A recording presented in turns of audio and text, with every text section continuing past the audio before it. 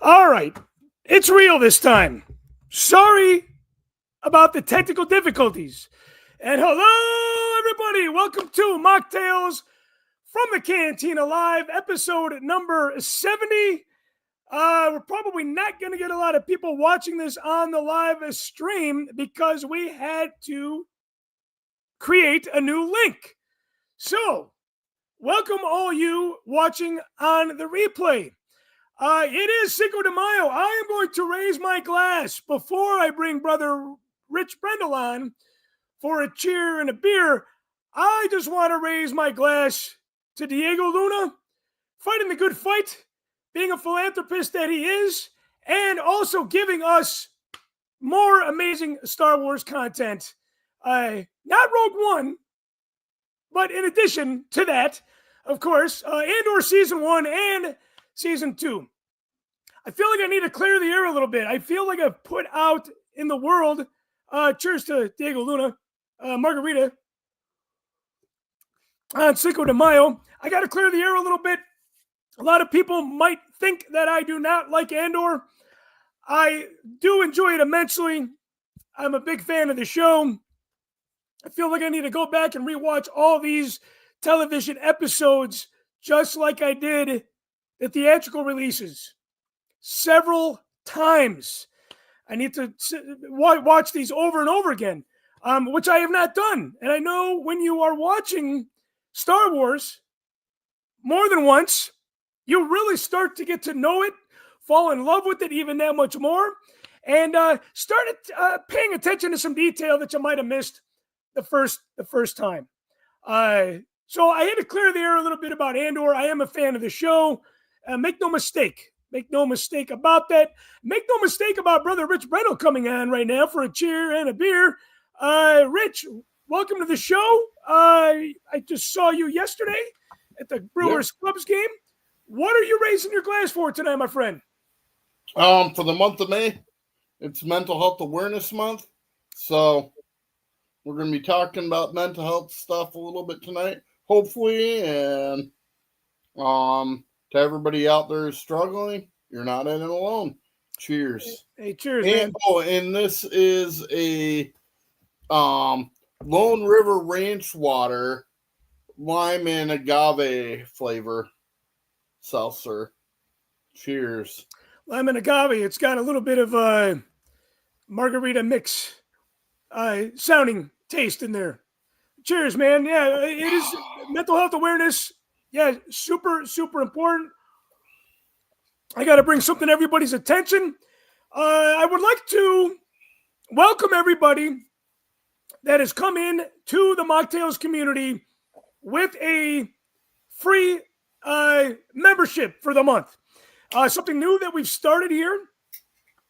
I do want to bring to people's attention that on May 1st was the year that my cousin had struggled so much that he took his own life on May 1st a year ago. And my daughter knew that I was feeling a little sad a couple days ago because of this anniversary. And she comes back from school. She goes, "Daddy, are you okay?" I said, yeah. What? She goes, "Well, I know you were depressed when I left for school." And I said, "Have you been thinking about this all day?" And she said, yeah, I'm worried about you because I know when people get depressed, I think of what happened to your cousin Mike. This is my 10-year-old daughter saying this to me. So it hit home, obviously, because my father had taken his own life. And then, of course, my cousin Mike and some other friends in the past, too. So cheers to mental health awareness. Rich, thank you for bringing that up. We are going to be talking about some mental health on tonight's show. Yeah. And one other thing, if you don't have a therapist, at least have a friend that you can talk to if you're struggling. I know even, Chris, you and I bounce stuff off each other, when we're struggling. Because we all do it sometimes, right? Yeah. If you don't have a therapist, if you can't bring yourself to do that, at least have a friend or two that you can go to where you can talk on a deeper level about stuff. It's so important. It's really important, and the crazy thing is, my daughter was doing this project at school. We all went today. Hey, there she is. Sharon Sandoval has found us beyond the Rishi Maze. Sharon, welcome. Cheers to you. My daughter was doing this like mental health and drug and alcohol awareness. This is what they're learning in 5th grade. And Michelle and I went to the school today, and she said, Daddy, this was a question on the game. She goes, what do you do if you are feeling sad? You talk to somebody, talk to somebody. She's like, yeah, you're right. So it's very important that we teach our children and we pass this on, because this is something that I believe was lost when we were kids, and even when we were growing up. So, but without further ado, I'm going to bring Brother Matthew Rooney on here, because I would love to do a little round table on this love fest that we are celebrating. It's the 20th anniversary of Revenge of the Sith. Matthew, welcome back to the show. I don't think you've missed a show in a long time. Thanks. Yeah, seems like it's been a while, and to go off of what Rich said, I have a therapist too. I started seeing one in December, and I've really benefited from it a lot. So recommend having somebody to talk to as well. Yeah, super important. Super important. You know what? Let's get in. You know what? Let's get into the mental part of Revenge of the Sith here. Matthew, I know you've said, I've considered, the way that I've looked at Revenge of the Sith is very much like it's a story about somebody that sold their soul to the devil to get what they wanted. And at the same time, we've heard this through life: if you put negative shit out in the world, it will possibly come true. I personally see both of this in Revenge of the Sith. Matthew, do you agree with those two takes on my observation of this film, or do you have a different one here? I mean, yeah, I guess you could say he sells his soul. I mean, I feel like Anakin, you start to see it in the second film, and of course more strongly in the third film, but he he's obsessed with being powerful, like he says throughout the second film and the third film that he wants more. Like he tells Padme, I want more and I shouldn't, I'm going to be the most powerful Jedi ever. And then, even when he's, like trying to justify himself to her on Mustafar, he's talking about, only my new powers can save you, and we're going to control the whole galaxy. And there's this whole through line with him where he's just obsessed with like having power and being powerful. And I don't know if that comes out of him like being, powerless as a child, and he was enslaved on Tatooine. Maybe it's partially due to that, but he just has this obsession with trying to control everything. And I really think that the scene with Yoda that he has, which I focused on more, watching it this time around. I watched it twice in the theater last week when it was, out for its anniversary. And I feel like that scene with Yoda is really important, like Yoda's telling him that if he's obsessed with losing things, that it's, akin to greed.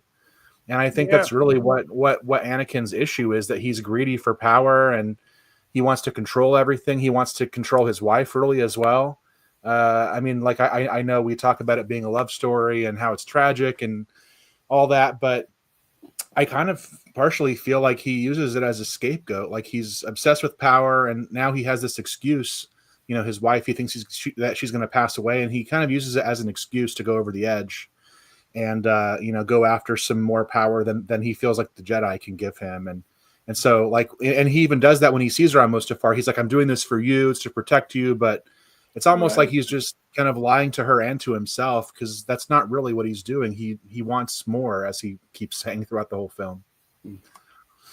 Yeah, I think that is I think that's a good observation. Sharon Sandoval, we've heard this before. Remember, your focus determines your reality. Well, I just had this observation here that he is focused on, the greed of power, And I think he gets focused so much on, I guess, the false reality, right? Because he's being manipulated hardcore from Palpatine. And he has a bad dream and he acts upon that. I do still think, first and foremost, it is a love story, but maybe he is using her as a scapegoat because he's trying to get more power, because he didn't have any control when he was a kid because he was a slave. I mean, there's a lot of psychological stuff going on here, and that is why we got Brother Rich Brendel on here with his expertise and knowledge. Rich, what is your take on this, especially with your background here? Yeah, it really, I mean, it goes back to one of the foundations of counseling, cognitive behavioral therapy, where if you develop what we call maladaptive thoughts, where irrational thoughts, those have emotional and behavioral consequences, and until those are disputed, then we continue down that downward spiral. And it really goes back to Attack of the Clones, when Shemi dies, because he promises himself at that moment he's never going to let it happen to him again. He will find a way to really cheat death. He won't continually let the people he loves die. And he told Palpatine about that. We see that in one of the very first scenes when Palpatine and him were talking about what he did to the Tuskens. And so Palpatine looked at that as a way to be able to manipulate him.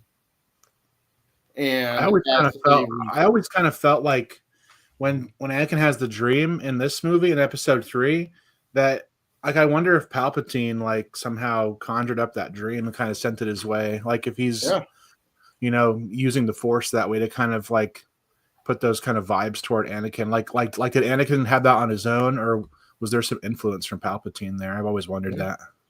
Or maybe he had some sort of control even about the first time, I don't know. But Palpatine uses that idea, that promise that he made years ago, to turn him into Darth Vader.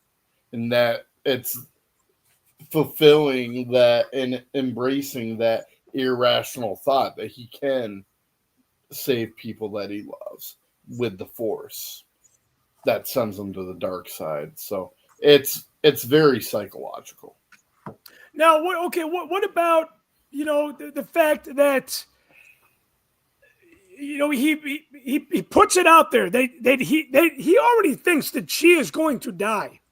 He's like, you're not going to die in childbirth.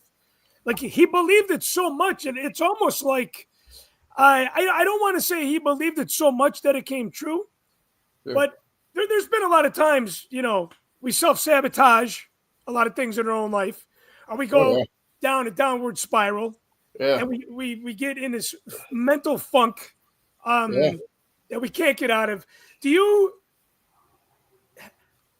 think that he was that powerful enough to put it out there where the situation that happened with everybody happened because of, I wouldn't say it happened because of his power. Like, what was the breaking point?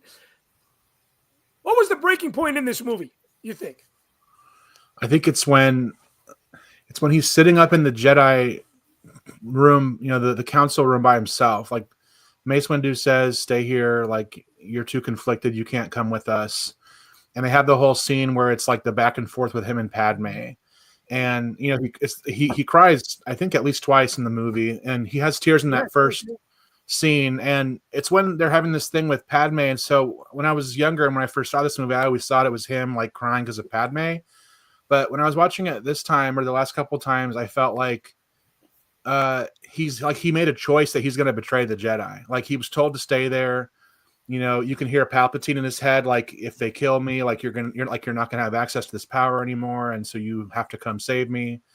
And so I think the reason he's crying is because, and also later too, like he cries again on Mustafar after he kills all of the Separatist leaders. It's because he's decided, like, I'm going to betray the Jedi because it's more important for me to get this power now. Like, I've gotten all I can from them. Like he complains to Palpatine that they're like hiding things from him and that they're keeping secrets and that they want to overthrow the Republic. And so he's kind of made this decision, like I'm going to, betray the Jedi who've raised me and taken care of me for the past, 10 or 13 or 15 years. So to me, that's kind of the breaking point. Like, Yeah. Like even before he goes there and confronts Mace and cuts off his hand, like he's already made a decision. Like I'm going to go and I'm going to save Palpatine. And there's even some like parallelism where, Mace Windu says he's too powerful to be left alive, which is the exact same thing that Palpatine says earlier in the film about Dooku. And Anakin is okay with chopping Dooku's head off. Like when it's convenient for him, then he uses that, oh, well, you have to keep him alive. And it's got nothing to do with any kind of morals. It's because Anakin needs something from Palpatine. And so I think that's really the turning point when he's in that tower and he has the tears, because he's like made up his mind already that he's going to go against Mace and against the Jedi, and he's going to do this. Yeah. And really, when we see the battle between Mace and Palpatine, when Anakin comes in, Palpatine says, pretty much you have to save me so that you can save Padme. So he's using that same lie again. He's doing it. He's encouraging Anakin to stay down that downward spiral because he knows that's what leads to the dark side.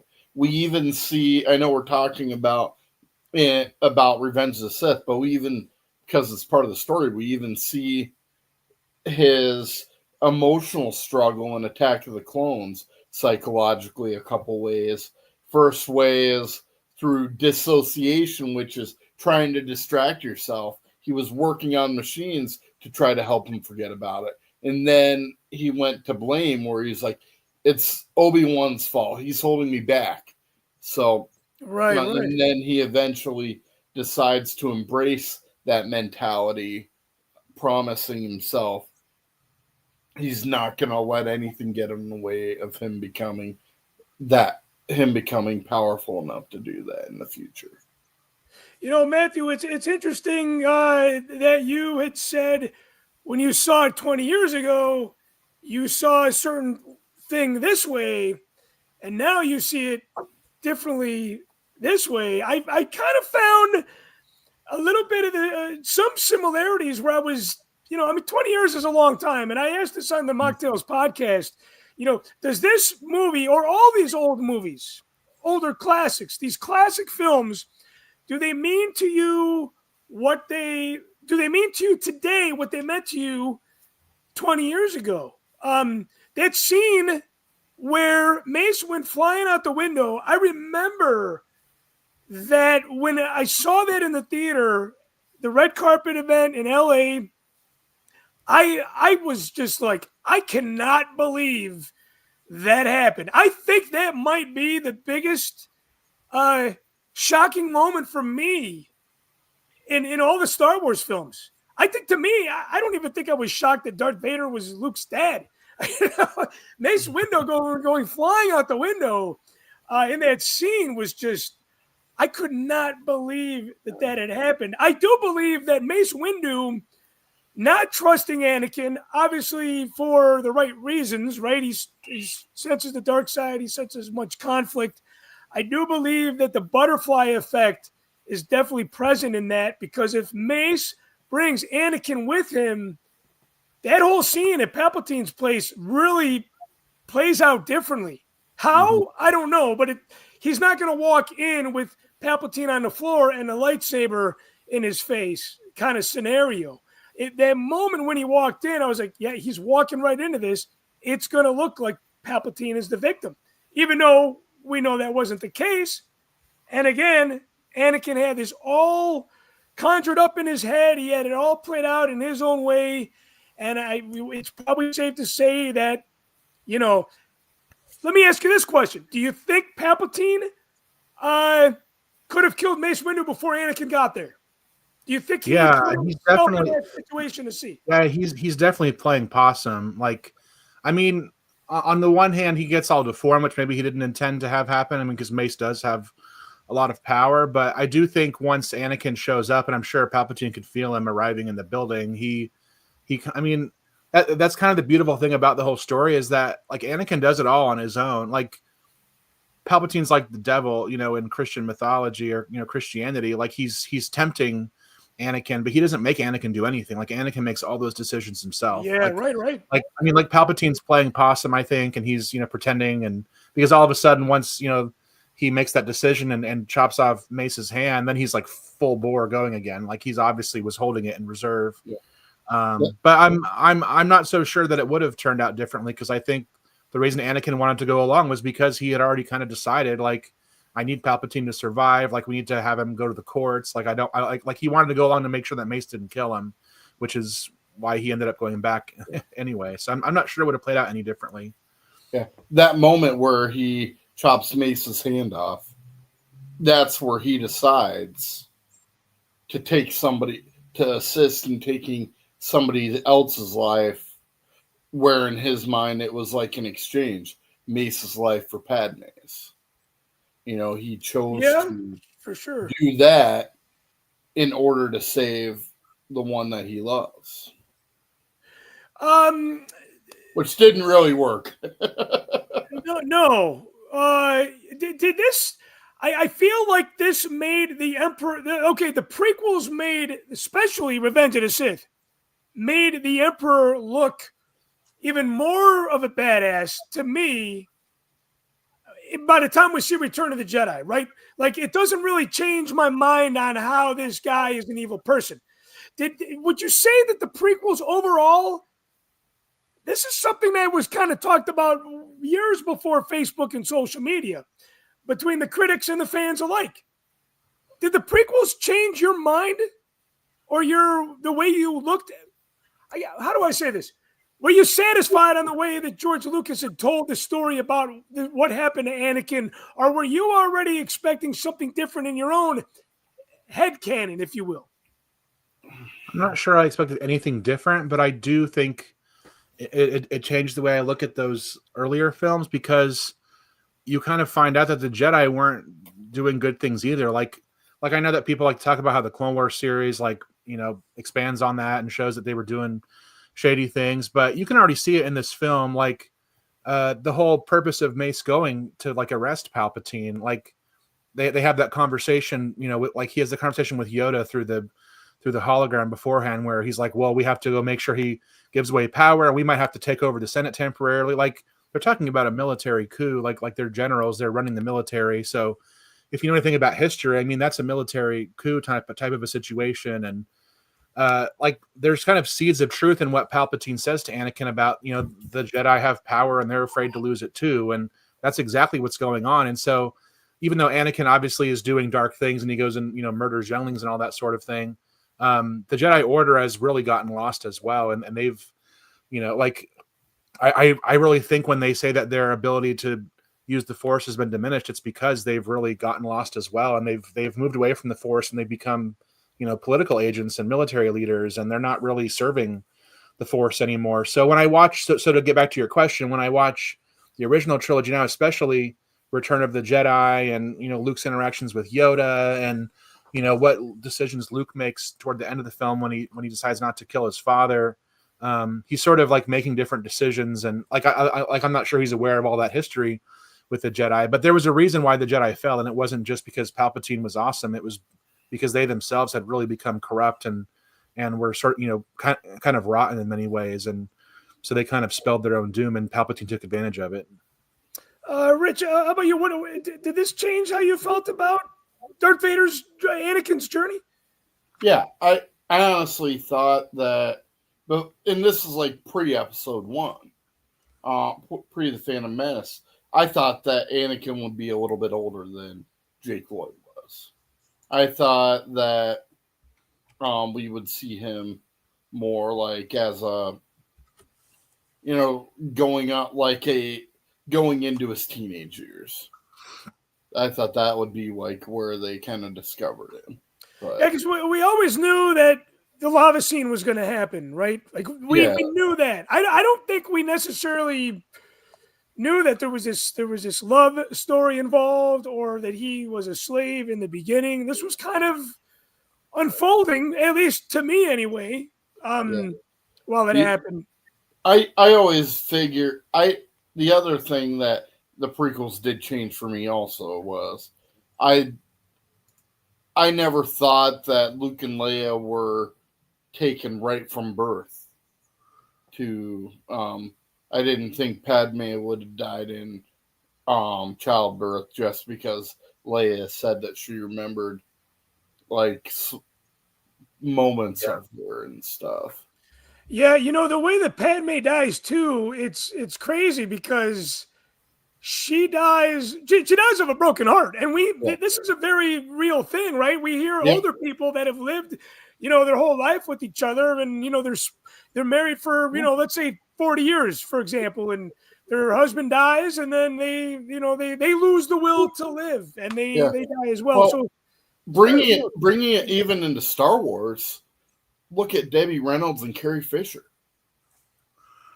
Debbie Right, Reynolds but died like a week after Carrie Fisher died. oh sure, yeah, that's a prime example. Yes, I believe so. that part of the movie is probably the only thing that I would change. Like, I really don't like. I mean, she obviously has to die for the other movies to happen, but for her to die of a broken heart, when like you can tell George is a man and he's never like been a mother and like gave birth to children. I mean, I'm not going to say every woman who gives birth is. I mean, but I think like 99.9% of women, if they just gave birth to children, they're not just going to give up because of something about their spouse. Like I feel like most women that I know who've gone through that experience, like their child becomes the most important thing for them. And so Yeah, that's that's fair. one of the things that I feel like should, like, they can still have her die. It doesn't have to be because she has a broken heart. Or like how do you not have the will to live when you have these two infants?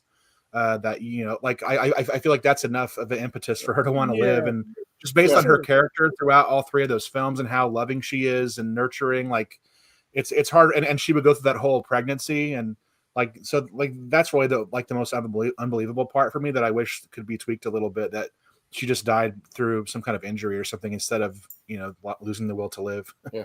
Well, Well, look at it like this, though. I mean, that, like, the idea of her dying of a broken heart, like essentially having, her feeling like she doesn't have anything else to go for with Anakin leaving, that is kind of a foundation of a toxic relationship, yeah, which that's true.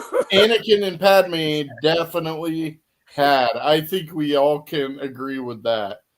Yeah, absolutely. You know It what? was all sorts of weird. I mean, everything from him falling in love with her when they had such an age gap to it was a weird relationship, right? It's funny that you bring that up because that is super true. And this movie, what it meant to me 20 years ago, it's not the same. Yeah. And 20 years ago, I was with my first wife, and that was a very, very dysfunctional relationship. I had found myself once again, maybe doing the Anakin syndrome here, putting something out there, is Star Wars following me or am I following Star Wars kind of thing. I was watching Revenge of the Sith and I'm like, I can relate to this very dysfunctional relationship here. But Yeah. again, yeah, a very real take on that's what I've always loved about Star Wars in general. Yeah. I think there's so many different things in these films, in all these films, even the sequels, that resonate with everyday life. Yeah.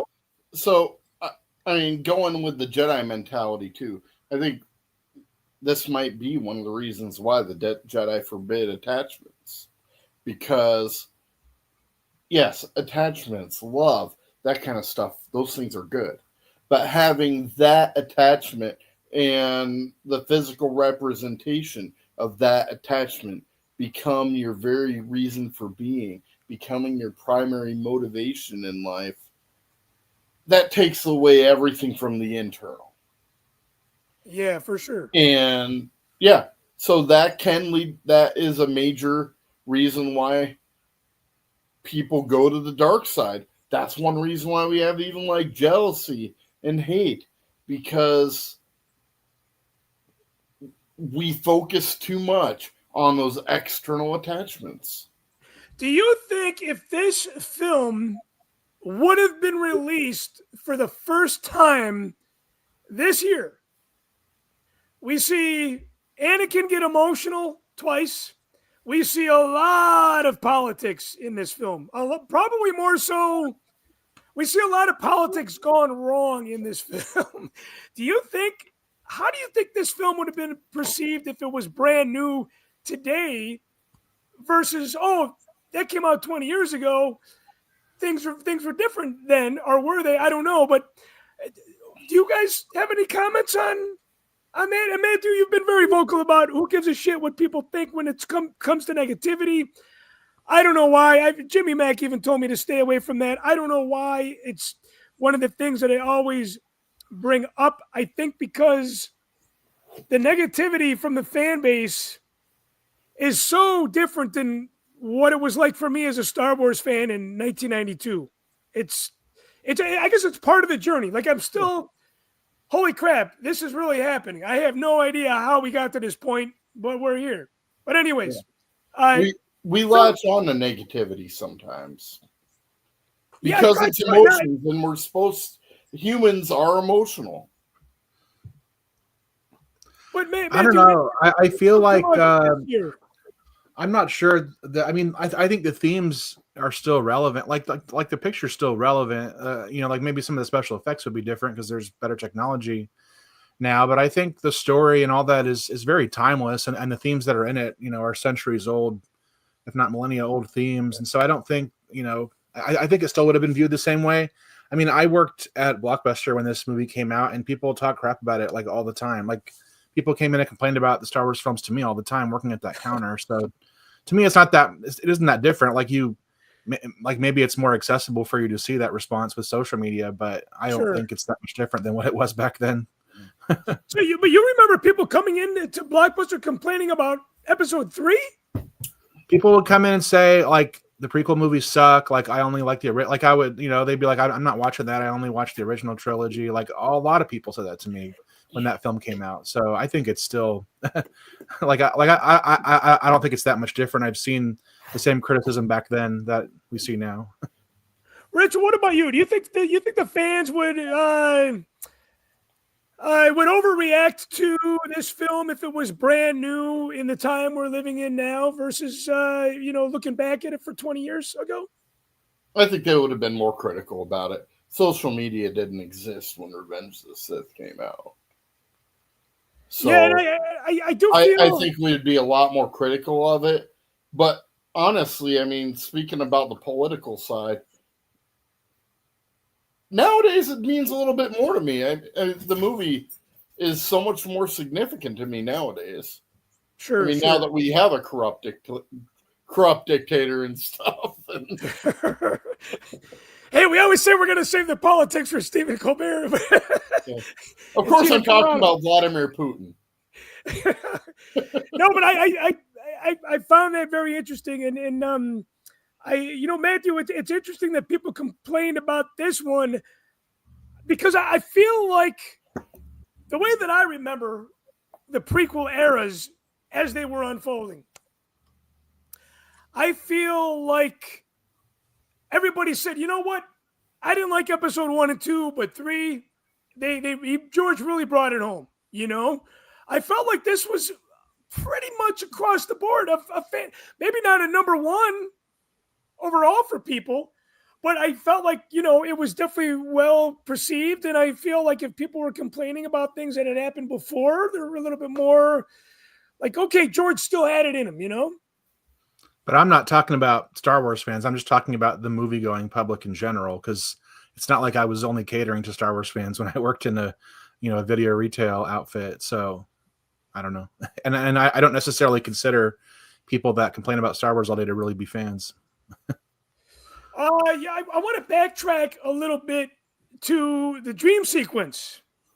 This was a very uncomfortable scene, I felt like, in the movie theater. Now, when I saw it this time, nobody mentioned it. Nobody laughed. People were clapping for when Anakin killed the boys, and the Jedi, not the boys, but the younglings.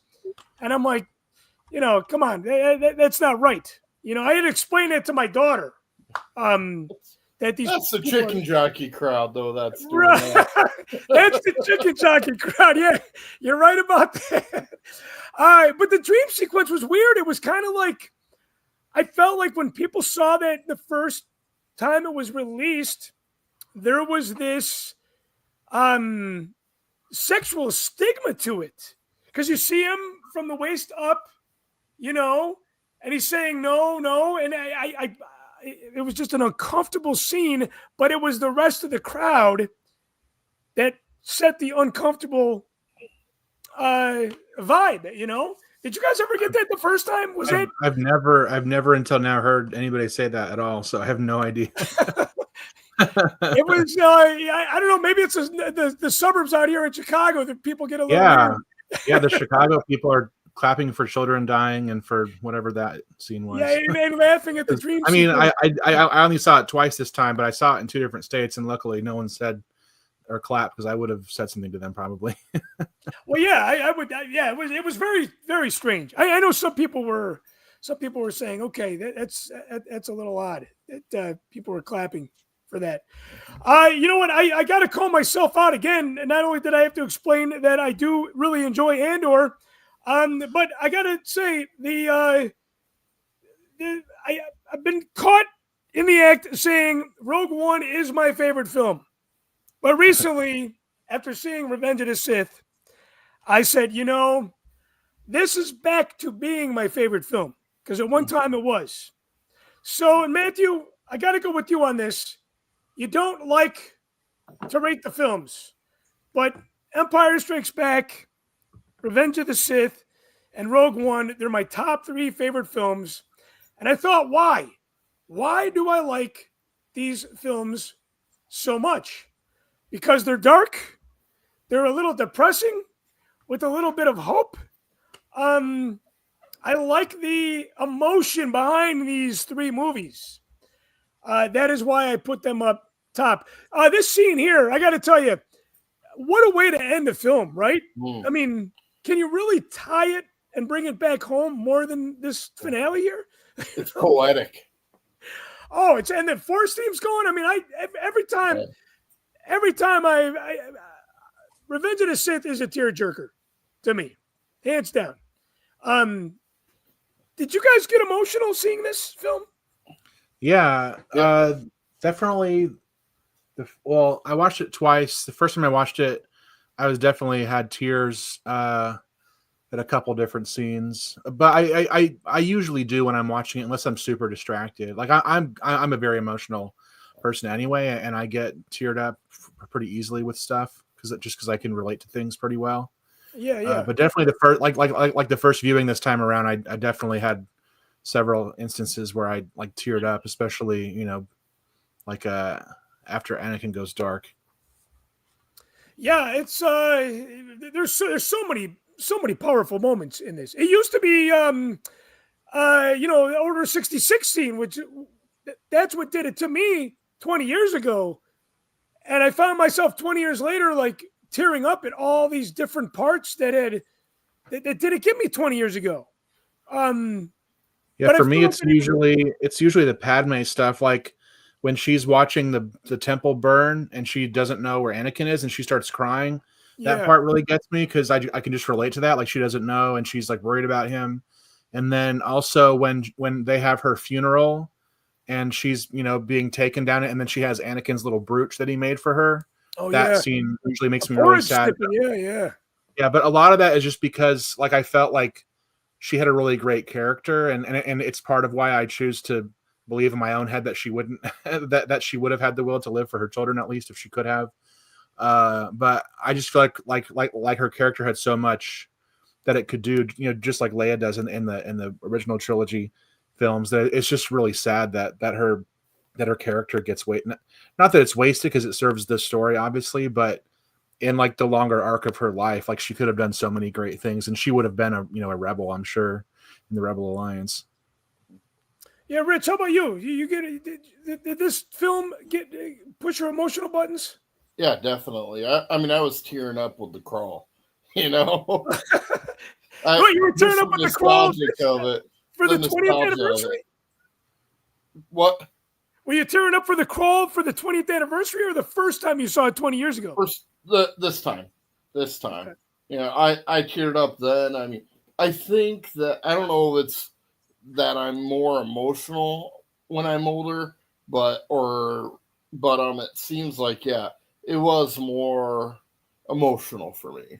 But It what's was more interesting, emotional this time than it was, say, 20 years ago. Yeah. What's interesting though is of all the Lucas era Star Wars movies, this is probably the most emotional.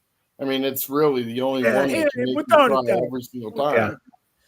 Yeah. I mean, Well, that's yeah, one area definitely that Disney, like, they hit the ball out of the park with the emotional cues in the Disney era of Star Wars. They do that well. They can trigger the tears pretty easily. But with the original trilogy and prequels, it's a lot more difficult. But Revenge of the Sith is the exception to it. Yeah, probably the biggest one for me is like after Anakin gets dismembered and Obi-Wan's like making his appeal to him, like you're my brother and all that. Like that scene really chokes me up. And the original trilogy, it's the scene, where Luke is begging his father to save him, like he makes the choice not to kill his father when he can. And then in the sequel films, that whole thing between Kylo Ren and his, in the last film where he has the experience with his father, like that one. And I mean, I lost my father, under bad circumstances too, so that might affect me more. But that whole scene is just like I remember when I first saw it, I was really overwhelmed, and whenever I see it, I feel that way too. That was like a double whammy in the last or in Rise of Skywalker, because it was like that, and then right after that they had Leia's death, or where like Chewie finds out about Leia's death. So you're crying from that, and then you see that, and Chewie roars and cries, and it's like, no, I didn't have any tears left, that kind of. Yeah, I do feel like there were some moments in the sequels that were emotional too. But Rich, you're right. Out of all 6 films, the one that always gets me too is I feel like the death of Yoda always gets me in Return of the Jedi. That's a really powerful scene, and I feel like I've always been an emotional person, but back years and years and years ago, watching Return of the Jedi never got me choked up. Yeah. But now, all these years later, it's bringing it out of me. Yeah. I think for me, it's just because I'm a parent, and also the experience that I had with my father as well. Like all that kind of parent-child stuff, really, it really hits me hard. And there's a lot of that in Star Wars, right? A lot of the parent. Yeah, that's what it's all about. At least George really is, And I think it's something that a lot of us can relate to. And 20 years ago, I didn't have a kid.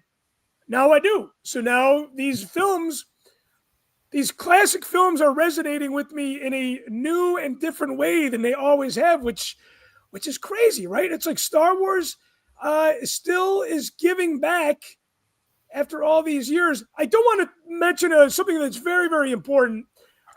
This should not go overlooked. This might be a pretty strong statement, but do you guys think that John Williams' Revenge of the Sith soundtrack is his best? I am going to say yes. It's a masterpiece. It drives the emotion to the point of tears, hands down. It's to me, it's my favorite. Is it his best musically? I don't know, because there's a lot of themes that he wrote back in the original trilogy that were original back then that he's incorporated now.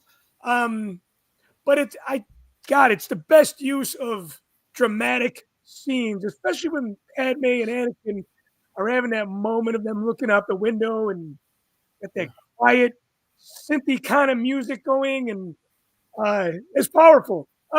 Is that a statement that you guys can agree with? Do you think it's his best?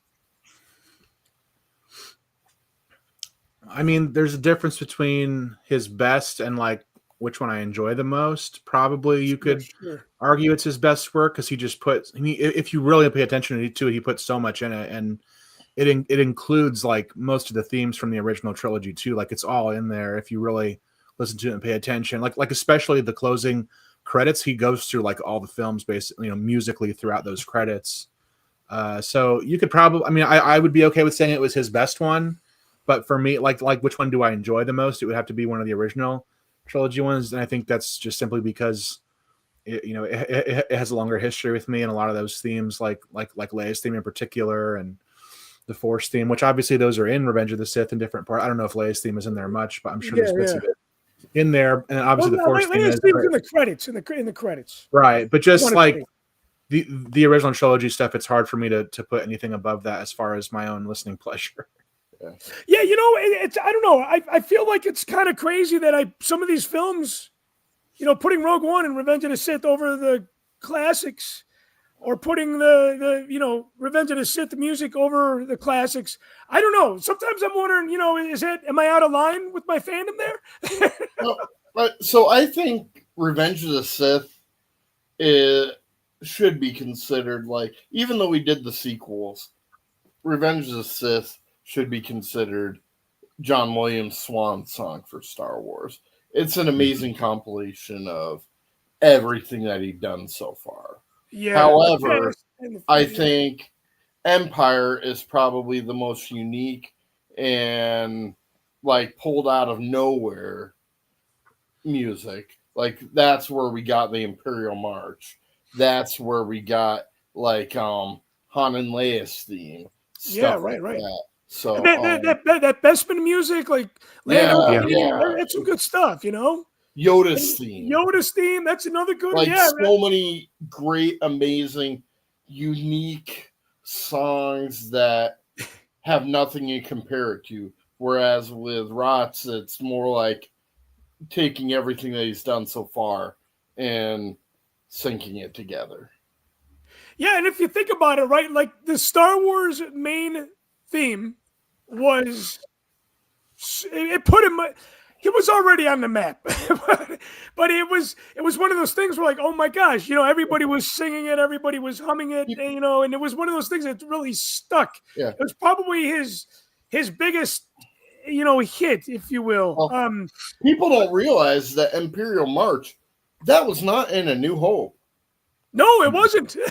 And like when that's the one that people often associate with Star Wars, like, yeah, that's Darth Vader's theme. That's not Darth Vader's theme. That's the Imperial March.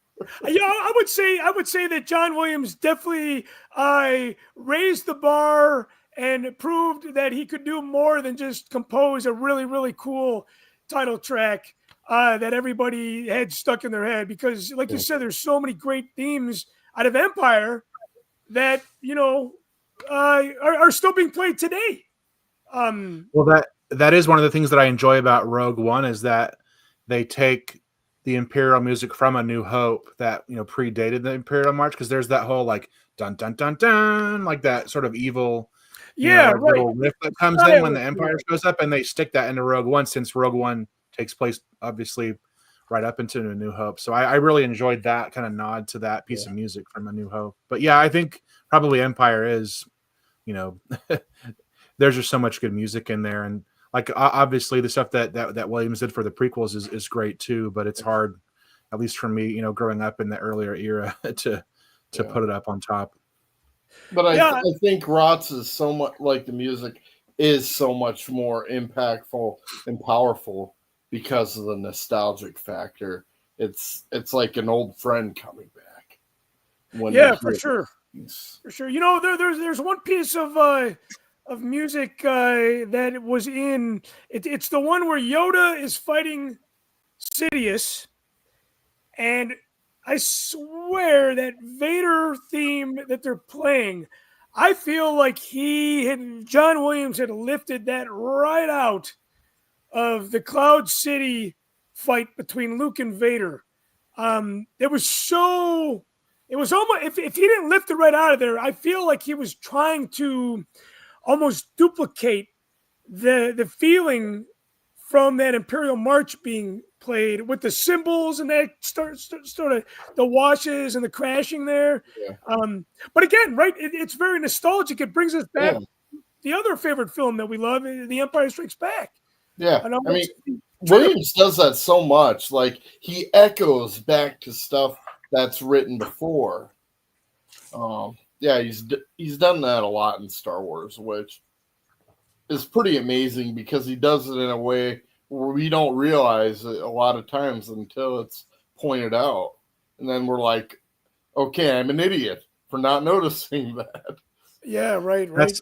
That's part of why I don't mind that they don't overuse or, like, in some cases barely use a lot of the Williams music in some of the TV series. Like, they're really careful with it. And like, I know for like the Mandalorian season 2 finale, they stuck stuff in there because obviously Luke was there and so it's associated with him. But I feel like it's a good thing that they kind of hold on to that and hold it back, because then when we get to hear it, like in some place where it's really meaningful, it's gonna really hit us good.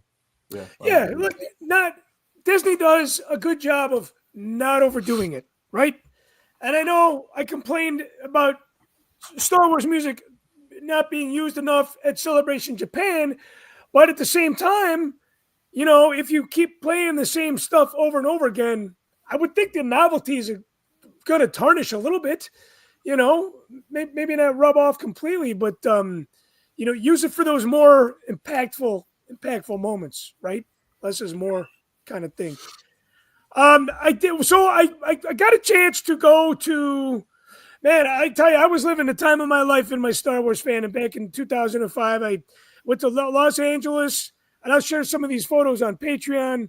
I went to Los Angeles for the red carpet event, flew from there to London, met George Lucas, came home, saw it with my family. Then I went out to Tunisia, saw the sunset from the exact spot where the film ended. And it was just I felt like it was a nice swan song as a fan, just because we were coming to a close and I was just looking for all the Star Wars moments that I could get. I got to tell you, 99, 2002, 2005, 2005 was probably the best year for my Star Wars fandom out of those three. Really, really had some cool experiences. But when I was in Tunisia, we found out that there was a city called Tatooine. You guys have seen the photos before that I've shared. But there was also something that we were drinking that was not alcohol. It was a soda called Boga. And my European friends, Boga. He's like, you know what Boga is? I said, no, tell me. Well, not only is it this drink, but it's this animal that Obi-Wan rides. Now, is it a fact? I don't know, but I know that George Lucas has borrowed some stuff from the Tunisian people. So I just didn't even know they made a toy of that. That's cool. Yeah, and you know what? My daughter was in love with this animal, and then when it got shot down, that was like her sad point. It wasn't about the Jedi. Well, I'll tell you what I watched, and I think we briefly talked about this, but I watched this film in that 4DX the first time I watched, like last week. I watched it when I was in Denver. Yes. Yeah.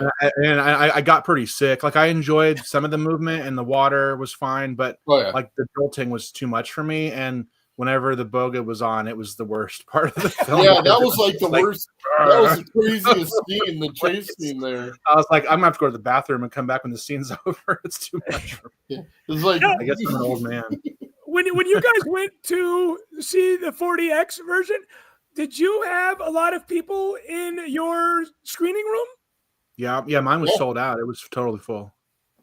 So the crowd was the crowd into the whole 4DX experience? Oh yeah, they were laughing, and just like when it started, they were like cracking up like it was a roller coaster. And, yeah. Holding on to the seats at certain times. And I told my daughter too. I said, hey, we're gonna go see this movie because she never saw the 4DX. I'm like, it's kind of like a roller coaster. And she's like, it's a 2.5 hour roller coaster. I was like, well, I'm like, not really, but man, it was funny. And I kept looking to my right. Michelle was down. Man, she looked like she was going to fly out of her chair. I don't know what it was. But I got to tell for you. me, like I'm kind of a big guy, and the seats were a little slim for me. And so I couldn't keep my phone in my pocket because it wouldn't, like it would, because I'm just like the same width as the seat. And then I kept like sliding down. So I had to, like, the whole movie, I was like pushing myself up in the seat because I kept sliding down the whole. So it was kind of just an uncomfortable experience for me in general. Yeah, I can see that. It was fun, but we were spilling drinks, and it was it was crazy. All right, we got one more segment here. I want to share something with you guys. We got to keep it collector friendly, right? Because I have so much stuff in my collection. I wanted to share with you. I did bring something too. I found something in there. Oh yeah. Oh, you did? Okay. Yeah. I got we're gonna do a little Revenge of the Sith show and tell here. I got to step away from this, but this is a Pop-Tart display. It's a Pop-Tart store display. Oh, nice. It's on the bottom there. They made the Darth Vader lava ones, and then you put your hand here. I think it still works, but it's a bit faded, and it shows a symbol on your hand. I want to say it's either a rebel signal, which we don't really see the rebel signia in ROTS, or the Imperial symbol, I should say.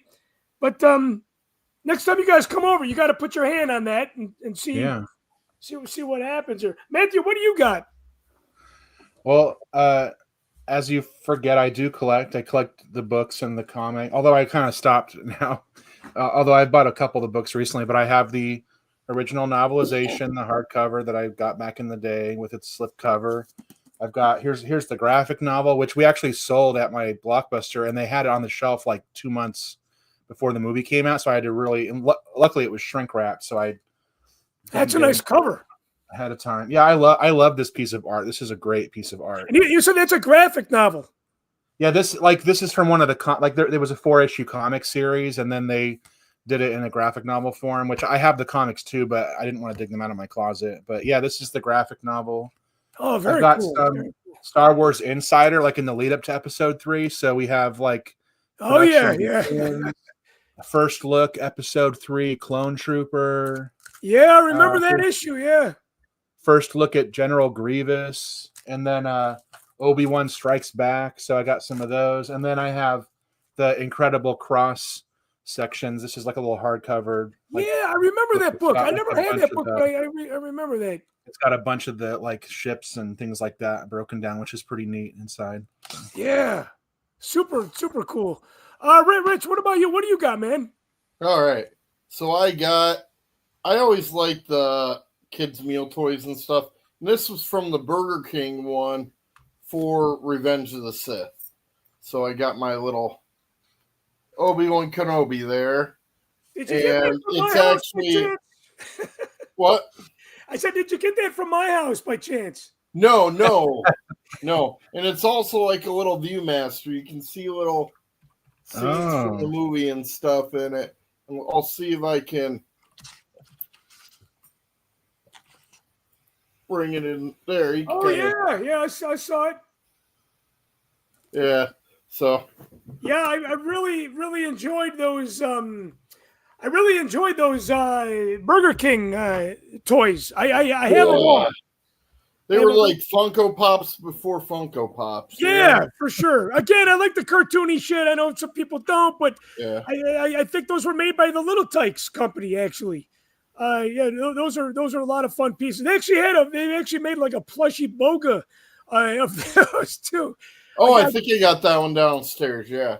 Yeah, those are a lot of fun. Yeah. I tried to get all of them for most of the kids' meal things. I've tried to get most of them for it, if not all.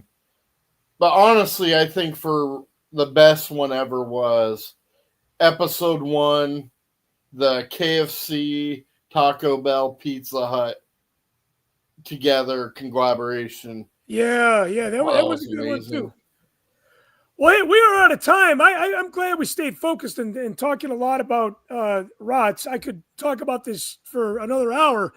But as we end our show, we need to plug a couple things here. I see Con happening just outside of Nashville. It's happening in Murfreesboro. we're going to be giving away some cool swag. This is a first look outside of Patreon here. This is a Michael Brown card back. I'm so fucking excited that Michael Brown is making his convention debut. Yeah, I've never met him. I'm excited to meet him.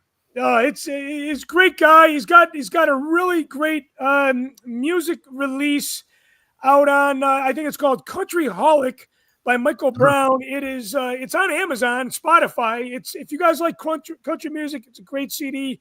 This one is going to commemorate the Inside the Vault segments that you guys are getting at the 1138 tier or higher. And last but not least, we have a high adventure performance.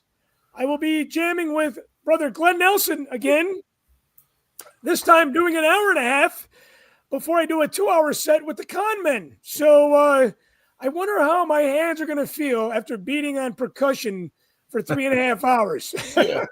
But, okay, I got to say something negative about this advertisement. Why is Jackson not listed as one of his hits? That should be the number one because I wrote that. Oh. That's right. You did write that. You know what? We're gonna have to talk to Glenn Nelson and make sure we can do whatever we can to make that on the top 3. Maybe bumping off X-Wing High in its place. But you know what? Maybe these are Spotify top 3s. I don't know. But anyways, I want to thank my producers for joining me on the show tonight. Thank you guys so much for sharing your very insightful and very deep, focused thoughts on this tragedy of a movie that I love so much. I appreciate the input that both of you guys had given me. Matthew, we will see you at ICC if we don't do another live show. Rich, we know the next time we do a live show, you will be on it. So I'm your host, Chris Monk. I want to apologize to you guys for the technical difficulties in the beginning. I want to apologize for the quality control that went to Noel here with my webcam. And I want to thank all my Patreon supporters. So please remember, you can join Machtails on Patreon for free. Head over to the Facebook page, either it's mine or the Machtails from the Cantina page. You'll get a link and a code that will take you there. And we'll catch you guys next time on another episode of Machtails from the Cantina Live. And thank you so much, Sharon Sandoval, for your support and tuning in. Hey, be well, be safe. We'll see you guys in Murfreesboro. So long, everybody.